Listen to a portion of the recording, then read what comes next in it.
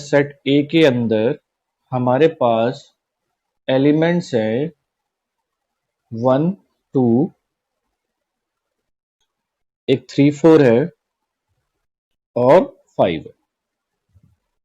ठीक है, ये हमारे पास एलिमेंट्स है। ऑप्शंस हमसे पूछे गए हैं कि क्या पहला ऑप्शन हमसे पूछा गया क्या 3 और 4 हमें ट्रू और फॉल्स करना है एक तरीके से, क्या वो सबसेट बनता है। ठीक है, दूसरा हमसे पूछा गया है क्या ये 3 और 4 जो है सेट में एलिमेंट जो दिए हुए हैं क्या ये बिलोंग करते हैं। तीसरा हमसे पूछा गया है कि क्या ये जो 3 4 अगर एक सेट में अगर हम पुट कर दें तो क्या ये सबसेट बन रहा है।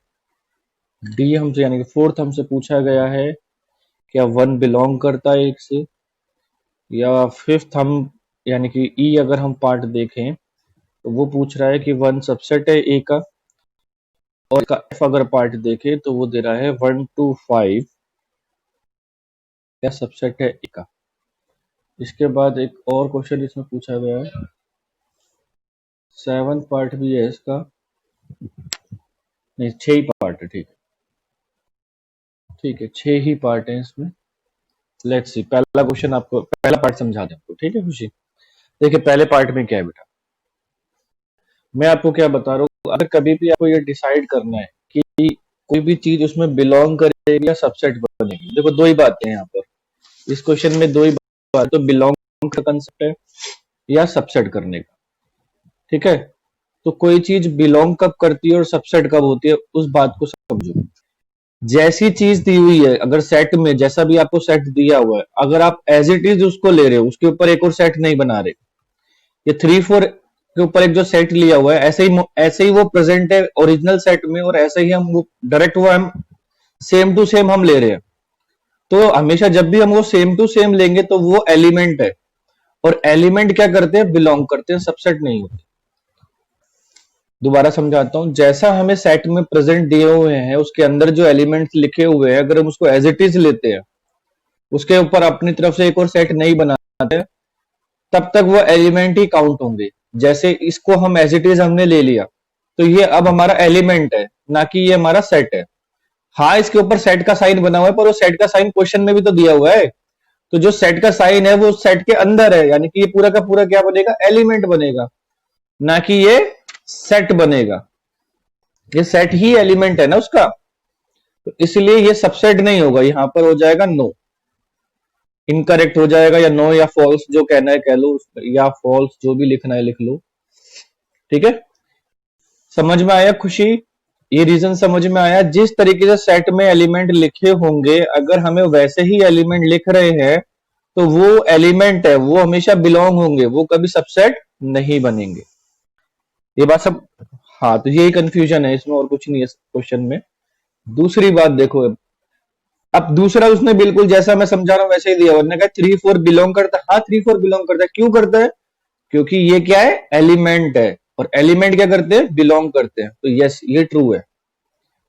अब बहुत अच्छी बात उसने क्या करी, जो 3 4 जो मैं एलिमेंट ले रहा हूं, जो 3 4 पे सेट बना के जो एलिमेंट है उसका, उसके ऊपर एक और सेट बना दिया, यानी कि यह पूरा एक कंप्लीट सेट, अब ये एलिमेंट नहीं रहा, अब ये बन गया सेट, और सेट क्या बनता है, सबसेट बन सकता है। तो अब ये यस है। समझ में आया खुशी, या रिपीट करो, समझ में आ रहा है, जबरदस्ती मत करो, अगर नहीं समझ में आया दोबारा समझाते। समझ में आ रहा है, ये बच्चों को इस सेट के अंदर सेट है, और बच्चे सोचते हैं ये तो सेट है, ये कैसे एलिमेंट बन जाएगा। नहीं, मैं क्या कह रहा हूं, जैसा सेट के अंदर कोई चीज दी हुई है अगर हम उसको एज इट इज ले रहे हैं, एज इट इज, तो वो एलिमेंट है, वो सेट नहीं है।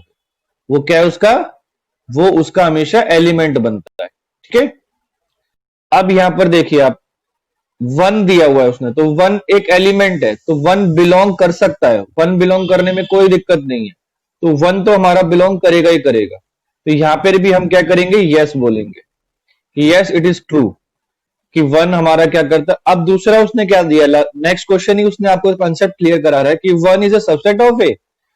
अभी मैंने आपको बताया कि अगर कोई चीज एज इट इज अगर हम देख रहे हैं और वो सेट्स के रिलेशन में सिर्फ वो एलिमेंट है हमारा, अगर मैं ऐसे करता, देखो ये वन बिलोंग टू ए हो गया। अगर मैं वन के ऊपर सेट बना देता तब ये सबसेट बन सकता था, लेकिन मैंने ऐसा नहीं बनाया, मैंने सिर्फ वन से पूछा, तो वन एलिमेंट का भी सबसेट नहीं बन सकता। ठीक है ना, तो ये भी आपका नो या फॉल्स हो जाए, फॉल्स हो जाएगा। आ रहा है ना समझ में? अब देखो 1 2 5, 1 2 5 एज इट इज दिया हुआ है, उसके ऊपर एक सेट बना दिया, तो ये सेट बन गया। तो सेट क्या बन सकता है? सबसेट बन सकता है। सेट क्या बन सकता है? सबसेट बन सकता है। तो ये आपका यस हो जाएगा। ठीक है भाई, समझ में आ गया? और किसी का कोई डाउट बेटा? इसके अलावा ऐसे पूछा करो अपने डाउट। कभी भी कोई चीज अगर ना समझ में आए तो उसको ऐसे ही यस मत कर दो। ठीक है, क्योंकि अभी तो यस कर दोगे, वो पेपर में फिर से डाउट बन जाएगा।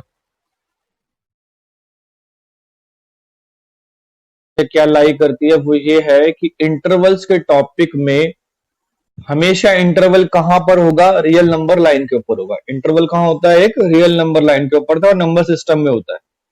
ठीक है, तो इंटरवल्स की अगर हम बात करते हैं, जैसे मैंने नंबर लाइन कल आपको बना के दिखाया था इस तरीके से, ये सपोज करो आपका माइनस इन्फिनिटी है, ये सपोज करो आपका प्लस इन्फिनिटी है, और यहां पर मान लीजिए आपका कोई पॉइंट है, मान लीजिए 3। ठीक है, और मैंने क्या करा, 3 को ऐसे सर्कल कर लिया और ऐसे उसको कलर कर दिया आगे, ऐसे उसको बोल्ड कर दिया एक तरीके से। ठीक है ना, 3 को मैंने क्या करा, डार्क सर्कल कर दिया यहां पर एक, और एक बोल्ड करके मैंने उसके पॉजिटिव तरफ ऐसे डार्क कर दिया उसको। तो इसका मतलब क्या है कि मैंने एक ऐसा इंटरवल लिया है। अब ध्यान रखना, यहां पे भी एक नई बात बताऊंगा मैं आपको जो कल नहीं बताई थी। देखो यहां से तो क्लोज्ड है, इसका मतलब मैं क्या करूंगा, क्लोज इंटरवल विद 3। और कहां तक है? लास्ट पॉइंट आता है, कहां तक है? कहां तक? कहां है? इंफिनिटी तक है। मैंने कोई लास्ट पॉइंट नहीं लिया, मैंने क्या करा है, छोड़ दिया उसको इंफिनिटी तक बोल्ड करके। और इंफिनिटी से क्लोज इंटरवल बनना चाहिए कि ओपन इंटरवल बनना चाहिए? ये बहुत बड़ा लॉजिकल क्वेश्चन आपके सामने आता है। इंफिनिटी से मुझे क्लोज करना चाहिए कि ओपन करना चाहिए?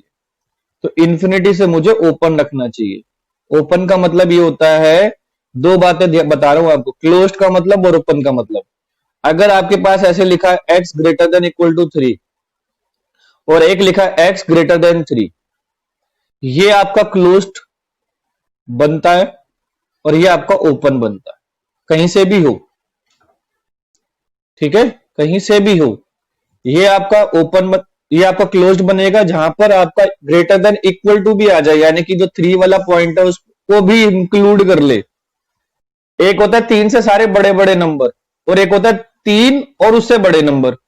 तो जब ऐसे कहे कि 3 और उससे बड़े नंबर, इसका मतलब उसने 3 को इंक्लूड कर लिया है, तो वहां पर साइन आता है हमेशा क्लोज का, और क्लोज के लिए क्या करेंगे, स्क्वायर ब्रैकेट को बंद कर देंगे उसको। ठीक है, दूसरी बात आई, 3 से लेकर उसने बोला इंफिनिटी तक। उसने क्या बोला? इंफिनिटी तक। अब इंफिनिटी कभी भी कोई ऐसा नंबर नहीं है जिसको आप निकाल सको। इनफाइनाइट नंबर तो कोई एक परफेक्ट नंबर थोड़ी होता है, तो वो जो परफेक्ट नंबर है ही नहीं उसको क्लोज कैसे कर सकते हो? तो कभी भी आपका जैसे इंटरवल लिखा जाएगा, जैसे रियल नंबर लाइन को लिखना है, तो हम लिखेंगे माइनस इन्फिनिटी से प्लस इन्फिनिटी। हमेशा ओपन आता है इन्फिनिटी से, क्योंकि इन्फिनिटी एक ऐसा नंबर होता है जिसको हम कभी पकड़ नहीं सकते, क्लोज नहीं कर सकते। तो इसलिए कभी भी इन्फिनिटी अगर आपके आंसर में आ रहा है, तो हमेशा आपको बिना हिचकिचाते हुए वहां से उसको क्या करना पड़ेगा, ओपन करना पड़ेगा। अब दोबारा से सुनो ओपन और क्लोज की डेफिनेशन, धीरे धीरे समझते जाओगे आप, जितने जितने मैं एग्जाम्पल बताऊंगा आप समझते जाओगे। ओपन इंटरवल बताते हैं आपको। ओपन इंटरवल, अगर मान लो कहीं पर ऐसे लिखा है कि भाई x क्या है, हमारे रियल नंबर है जो कि 3 और 12 से, 3 और 12 के बीच में लाई करते हैं। देखो यहां पर मैंने इक्वल टू साइन नहीं लगाया, इसका मतलब जो इसके बाउंड्री पॉइंट्स है, ऐसे भी बोल सकते हो, जो इसके बाउंड्री पॉइंट्स है, जो एंड पॉइंट है, वो इंक्लूड नहीं है। अगर वो इंक्लूड नहीं है तो क्या होगा, हमारा x क्या करेगा, x हमारा बिलोंग करता है 3 से 12 तक। क्या करेगा, 3 से 12 तक ओपन इंटरवल बन जाएगा। और अगर इसी को क्लोज्ड बनाना होता तो मैं कैसे करता? क्लोज्ड के लिए मुझे क्या करना होता, क्लोज्ड के लिए 3 greater than less than equal to x और x less than equal to 12। अगर मैं ऐसे लिख दूं, यानी कि अब मेरे जो एंड पॉइंट्स है वो भी इंक्लूड हो गए। अब जो मेरे एंड पॉइंट्स हैं वो भी इंक्लूड हो गए हैं, तो इसका मतलब क्या होता है कि यहां से मैंने क्लोज्ड कर दिया उसको। डेफिनेशन समझ में आई बेटा सभी को क्लोज्ड और इंटरवल की? जब आप बाउंड्री पॉइंट ले रहे हैं, जब आप बाउंड्री पॉइंट यानी कि ग्रेटर देन इक्वल टू ले रहे हैं तो वहां से क्लोज्ड, अगर नहीं ले रहे तो ओपन। सिंपल सी बात है, ठीक है भाई। रिस्पॉन्स तो करो। यस वाई, वेरी गुड गरिमा, शाबाश। ऐसे रिप्लाई करो बे गरिमा की तरह, ठीक है। देखो जब आप मुझे क्वेश्चन नंबर 6 का जैसे फर्स्ट पार्ट दिया हुआ है हमारी एक्सरसाइज 1.3 का, तो इसमें हमें यह बोला गया था कि x is a real number which is greater than 4 and less than equal to 6. It means that it is open with 4 and closed with 6. अगर मैं ऐसे लिखता हूं इस इंटरवल को, इसका मतलब क्या होगा? 4 से सभी बड़े नंबर और 6 और उससे छोटे सभी नंबर्स मेरे क्या है, इंटरवल के अंदर लाई करते हैं। तो इस तरीके से मुझे इंटरवल बनाना होता है। समझ में आ गया? एक इंटरवल को आप इस तरह लिखोगे तब भी ये रीड होगा, और सेट की फॉर्म में लिखोगे तब भी ये सेट की फॉर्म में हो गया, ये इंटरवल की फॉर्म में हो गया। इसको कहते हैं अब इंटरवल फॉर्म। अगर कहीं आपको इतना लिखा हुआ मिल जाए तो इसका समझ लो ये इंटरवल दिया हुआ है, और ये आपका सेट फॉर्म में दिया हुआ है। सेम इसी की बात कर रहे हैं दोनों में हम इन्हीं नंबर्स की बात कर रहे हैं, चाहे वो इंटरवल करें चाहे सेट करें। चलो नेक्स्ट क्वेश्चन एक और लेते हैं। इसमें 6.1 का ही इसमें सेकंड पार्ट देखते हैं। सेकंड पार्ट क्या है हमारा कि x belong to r, x such that x belong to r 12 से बड़ा है एंड, एक सेकेंड, 12 से बड़ा है और छोटा कितने से है?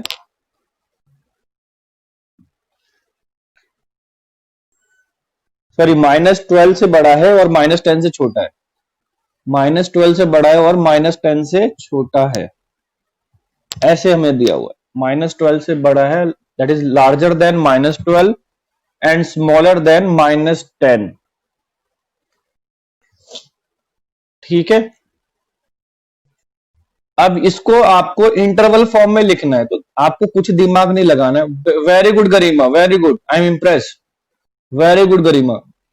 -12 एंड -10 बनाकर छोड़ देना। जहां से आपका ग्रेटर सिर्फ लेस देन इक्वल टू ना हो तो समझ लो आपका ओपन है, बस ओपन है तो साइन ये लगाना है, ठीक है। अगर इसी क्वेश्चन में मैं ऐसे लिख देता तो मेरा आंसर बन जाता ये।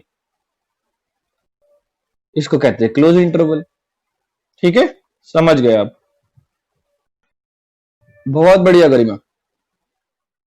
आंसर मैं नहीं दूंगा, आप देंगे, तो मुझे ये क्लियर हो जाएगा कि आपको ये जो मैं बात बता रहा हूं वो कितने हद तक आपको समझ में आई है। तो यहां मैंने दिया x such that x belong to real 0 से लार्जर है और 7 से स्मॉलर है। तो इसको अब अगर आप बना के दिखाइए मुझे।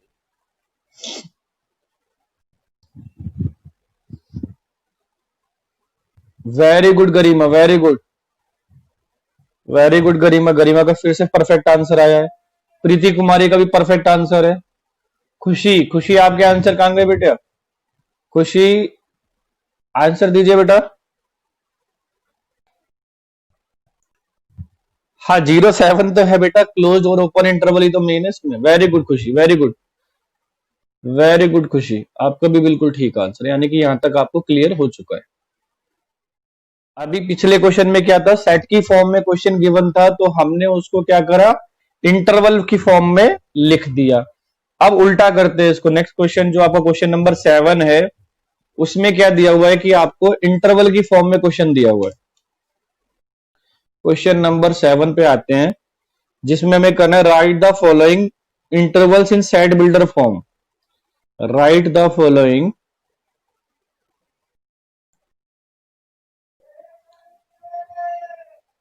इंटरवल्स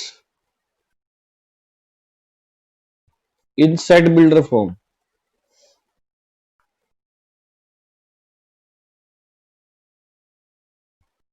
ठीक है, सेट बिल्डर फॉर्म में हमने उसको लिखना है। तो जैसे पहले लिखा हुआ है यहां पर, फर्स्ट पार्ट है इसका ओपन इंटरवल 3 0, फर्स्ट पार्ट है इसका ओपन इंटरवल 3, 0। ठीक है, अब यहां देखिए, इसको हमें सेट बिल्डर फॉर्म में लिखना है, यानी कि हमें पता है ओपन इंटरवल है तो कैसे लिखेंगे इसको, आंसर कैसे होगा, x such that x belong to real number, comma larger than -3 होगा, सॉरी ये 0 -3 होगा, आई थिंक -3 और फिर 0 स्मॉलर देन 0। ठीक है, -3 था वो। तो इस तरीके से हम ओपन इंटरवल को सेट बिल्डर फॉर्म में लिखते हैं। नेक्स्ट करते हैं एक और पार्ट इसका, एक पार्ट और करते हैं, जैसे हमें दिया हुआ है सेकंड पार्ट दिया हुआ है इसका क्लोज इंटरवल 6 to 12, ये सेकंड पार्ट दिया हुआ है। ठीक है, तो इसका आंसर देखिए हमारा क्या बनेगा, इसका आंसर हमारा बनेगा बच्चों, फिर दोबारा हम लिखेंगे x सच दैट x हमेशा हमारा क्या होगा, देखो मैंने क्या बताया था, इंटरवल है तो नंबर लाइन पे होगा, नंबर लाइन मतलब रियल नंबर्स पे ही होगा, 6 से बड़े नंबर, यानी कि क्लोज है तो लेस देन इक्वल टू आ जाएगा, x is greater than equal to 6 and less than equal to 12, दोनों तरफ से क्लोज था तो हमारा साइन ये आ गया। बच्चे जिन्होंने बायो में मैथ्स ले रखा है वो बच्चे और नॉन मेडिकल के बच्चे स्टूडेंट्स, उनको अगर यूनियन कर रहा हूं, ठीक है, तो क्या हो गया, जो मेरे कॉमन स्टूडेंट्स है, जो मेरे कॉमन स्टूडेंट्स है, जैसे मैं क्या कहना चाह रहा हूं, जैसे एक एग्जांपल लेते हैं हम, जैसे 1 2 और दूसरा एग्जांपल ले लेते हैं 2 3। अगर मैं ऐसे दो सेट्स जिसमें एक एलिमेंट कॉमन है, एक एलिमेंट कॉमन है, उनका यूनियन करना होगा तो कॉमन चीज एक ही बार काउंट होती है, कॉमन चीज एक ही बार काउंट होती है, दो बार काउंट नहीं होती। ठीक है, तो कभी भी यूनियन करते हैं तो जो दोनों सेट्स के अंदर कॉमन चीज है, ठीक है, जो दोनों सेट्स के अंदर कॉमन चीज है वो हमेशा आपकी यूनियन करते वक्त एक ही बार काउंट होगी। अब यूनियन क्या होता है, यूनियन मैंने आपको बताया दो सेट्स को मिलाना, क्या होता है, दो सेट्स को मिलाना। जैसे क्या करा, आर्ट्स और कॉमर्स में जो भी बच्चे हैं मैथ्स वाले, वो एक क्लास में आके बैठ जाए, तो क्या हुआ, मैंने दोनों क्लास के बच्चों को मिला दिया, यानी कि दोनों का क्या कर दिया मैंने, यूनियन कर दिया। समझ में आया यूनियन, तो यूनियन का मतलब होता है दो सेट्स को मिला देना, प्लस नहीं करना, प्लस नहीं करना होता, मिला देना होता है। ठीक है ना, उन दोनों सबके एलिमेंट्स को हम मिला देते हैं। जैसे अभी मैंने आपको एग्जांपल बताया, आर्ट्स एंड कॉमर्स में जो मैथ्स के स्टूडेंट्स हैं वो एक क्लास में जाकर बैठ जाएं, तो इसका मतलब क्या हुआ, मैंने आर्ट्स और कॉमर्स दोनों क्लास के स्टूडेंट को मिला दिया और एक क्लास बना दी, जिसे हम कहेंगे इसमें आर्ट्स और कॉमर्स के दोनों के स्टूडेंट्स हैं, यानी कि मैंने क्या कर दिया, ए यूनियन बी कर दिया। ठीक है, वाई और एन टाइप करिए फटाफट, यूनियन का कंसेप्ट समझ गए हो तो वाई और एन टाइप करिए।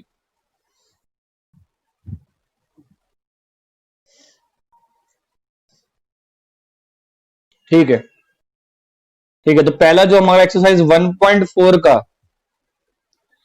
एक्सरसाइज 1.4 पर अब हम आ गए हैं। उसका जो पहला क्वेश्चन है वो ऐसा ही है कि आपको यूनियन करना है। ठीक है, पहला आपको एक्स दिया हुआ है इसमें, ठीक है, सभी को समझ में आ गया इसका मतलब कंसेप्ट। एक्स आपको दिया हुआ है 135 एंड वाई आपको दिया हुआ है 123। ठीक है, तो हमें क्या करना है, एक्स यूनियन वाई करना है। तो एक्स यूनियन वाई में हमें क्या करना है, दो बार लिखी हुई चीज को हमें एक बार काउंट करना है, जैसे मैंने अभी आपको बताया था, वन इसमें भी है, वन इसमें भी है। ठीक है, तो वन यहां आ जाएगा, एक बार आएगा बस, 2 3, 3 इसमें भी है इसमें भी है, तो एक ही बार काउंट आएंगे, एंड 5।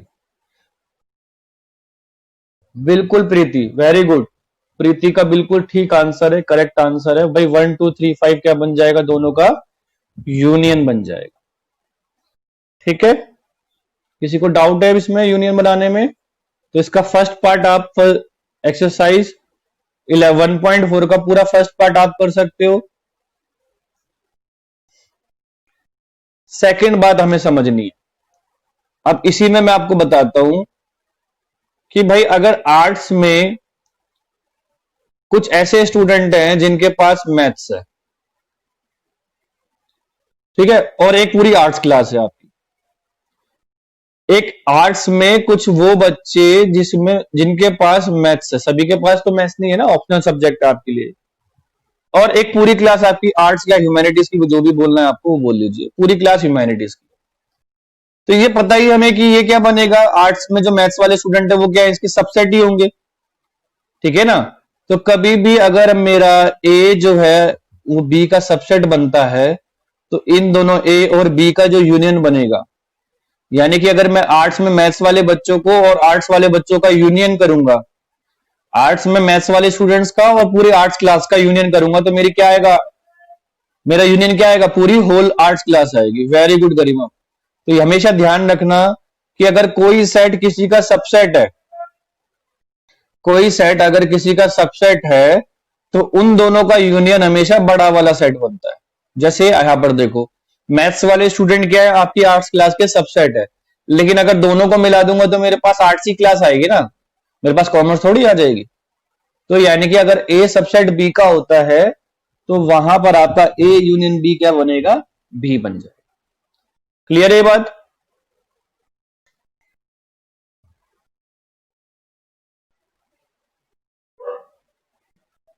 ठीक है, बी के पास 2 ऑरेंज है और 7 ग्रेप्स है। 7 ग्रेप्स बोलो या कुछ भी ग्रेप्स बोलो, चलो, और ग्रेप्स है। ठीक है, तो दोनों में अगर मुझे इंटरसेक्शन करना है, दोनों में मुझे अगर इंटरसेक्शन करना है, तो वेरी गुड गरिमा, तो 2 ऑरेंज आपका क्या आ जाएगा, कॉमन आ जाएगा। दोनों में मुझे संख्या देखनी है, पहले तो ये देखना ऑरेंज दोनों में कॉमन है। दूसरी बात है मिनिमम नंबर देखना है, तो मिनिमम नंबर क्या है, 2 है, तो 2 ऑरेंज कॉमन है, ना कि 4 ऑरेंज कॉमन है। तो यानी कि जब भी मुझे इंटरसेक्शन की बात करनी है, तो इंटरसेक्शन का मीनिंग क्या है कि दो सेट्स के कॉमन बच्चे, दो सेट्स के कॉमन स्टूडेंट्स, उनको हम कहेंगे इंटरसेक्शन। दो सेट्स के कॉमन एलिमेंट्स को हम कहेंगे intersection of the two sets. ठीक है, तो आता है कॉम्प्लीमेंट। ठीक है, एक नया वर्ड आता है कॉम्प्लीमेंट। ये कॉम्प्लीमेंट इंग्लिश वाला कॉम्प्लीमेंट नहीं है जिसमें हम किसी को कॉम्प्लीमेंट देते हैं, ये कॉम्प्लीमेंट मैथ वाला कॉम्प्लीमेंट है, जिसमें सेट्स में क्या मतलब होता है आपका, कि मान लो आपके पास वही ह्यूमैनिटीज पे आ जाते हैं, एक तो आर्ट्स क्लास है, एक आर्ट्स क्लास में ऐसे बच्चे जिन पे मैथ्स है, तो कॉम्प्लीमेंट क्या होगा, अगर मैं कॉम्प्लीमेंट क्या होगा, अगर मैं आर्ट्स में से मैथ्स वाले बच्चे निकाल दूं, ठीक है, आर्ट्स में, हाँ, आर्ट्स में से मैथ्स वाले स्टूडेंट्स निकाल दूं, तो जो स्टूडेंट्स बचेंगे वो क्या हो जाएगा, मेरा इस सेट का कॉम्प्लीमेंट हो जाएगा, यानी कि मैथ्स वाले क्लास के बच्चों का कॉम्प्लीमेंट हो जाएगा। यानी कि कभी भी आपको ए है आपके पास सेट,